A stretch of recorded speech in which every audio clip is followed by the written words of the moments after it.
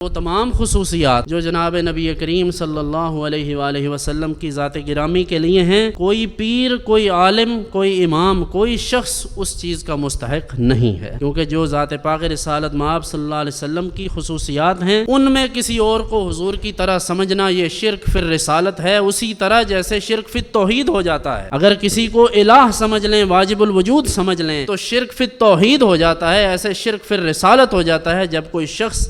اپنے پیر کو اور اپنے امام کو، اپنے پیشوا کو، اپنے تنظیم کے